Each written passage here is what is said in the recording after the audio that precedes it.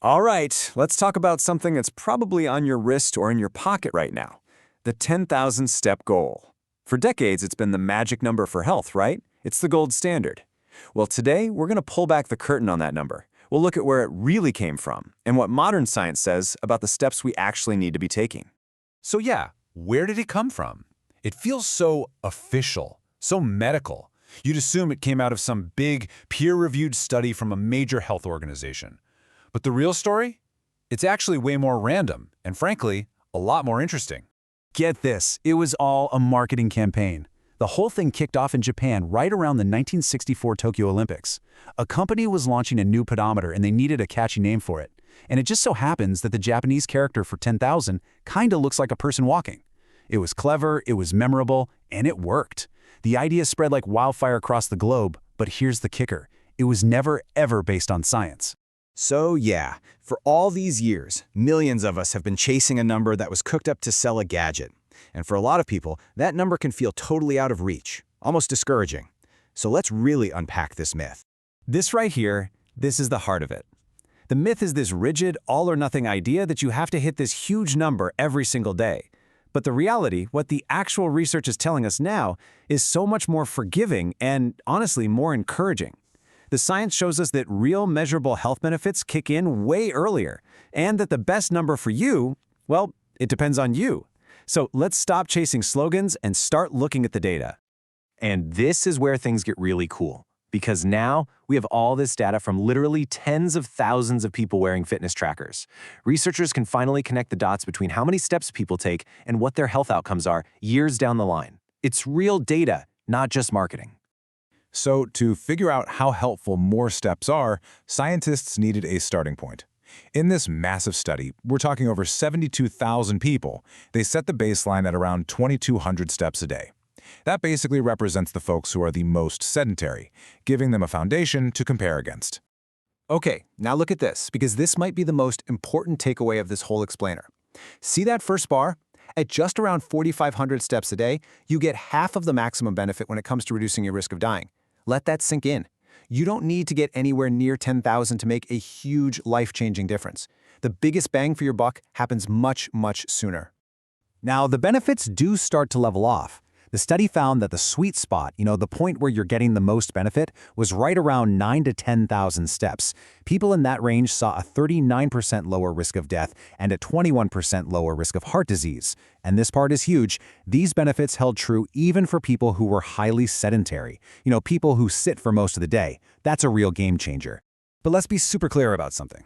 The lead researcher, Dr. Amati, points out that this isn't some get-out-of-jail-free card. You can't just sit for 10 hours, go for a walk, and erase all that damage. Think of it more as a powerful way to offset some of those risks. And the core message is so simple and powerful. All movement matters. Okay, so this all brings us to a much more personal question. If 10,000 is just a myth, what should your actual goal be? It's time to figure out your own personal movement sweet spot. And guess what? Health organizations are finally starting to catch up. Take Australia, for example. Their new national guidelines have officially moved away from the 10,000 step thing. Now they're recommending that adults aim for around 7,000 steps a day, which is a much more achievable target for so many of us. And your age plays a huge role in this. For adults over 60, for instance, research shows the benefits kind of plateau. They level off somewhere between 6,000 and 8,000 steps. Pushing yourself to do more than that doesn't really seem to add any extra protection. It just goes to show you the perfect number really is different for everyone. So we've been talking a lot about the number of steps, the volume. But there's another piece to this puzzle, the intensity. Turns out how you move can be just as important as how much you move.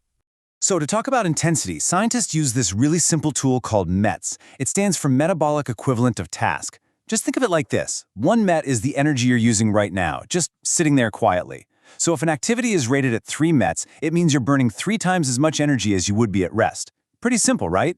The higher the METs, the harder you're working. And here's what that looks like in real life. You've got light activities like strolling slowly or cooking. Then you hit that moderate zone. This is where the real cardio magic happens. We're talking about a brisk walk, some heavy-duty house cleaning, or a bike ride. And then you have vigorous stuff, like jogging or playing basketball, which really gets your heart pumping. The goal is to get a healthy mix of all of these. Okay, so if you're feeling all fired up to get out there and move more, that is awesome. But, and this is a big but, you have to do it smartly.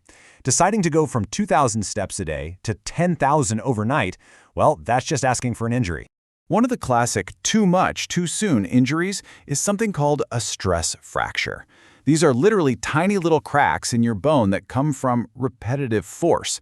They hurt, and they can put you on the sidelines for weeks. But here's the good news. They are almost entirely preventable. So here's how you do it. First, slow and steady wins the race. A good rule of thumb is the 10% rule. Don't increase your weekly distance or time by more than 10%. Second, your shoes matter. Get something with good support. Third, mix it up. Add in some low-impact stuff like swimming or biking to give your joints a break. And finally, please, please, please warm up and cool down. It makes a huge difference. And of course, we can't talk about walking without talking about the trackers themselves. And look, they can be amazing. They turn this abstract goal into a number you can see, which can be super motivating for a lot of people. But there's a flip side. For some of us, that constant tracking can turn into an obsession, and you can end up feeling really anxious or guilty if you don't hit your number. The trick is to see the data as a guide, not a grade. Your body is the real boss. Listen to it first and look at the numbers second. So, let's bring this all home. Here's your new walking plan, totally free of that 10,000 step myth. First, just remember that any movement is a win. Getting off the couch is a victory. Second, focus on consistency, not a single number. Third, find your own sweet spot. Maybe that's 4,500 steps, maybe it's 7,500. Try to mix in some faster-paced walking. And above all else, build the habit slowly and listen to what your body is telling you. Because in the end, this isn't about hitting some random number that was invented to sell a product 60 years ago. The real goal isn't a number. The goal is just movement, finding ways to move your body that feel good and that you can stick with. So forget about 10,000. I'll leave you with this question. What's one small thing you can do today to move just a little bit more? That's where it all begins.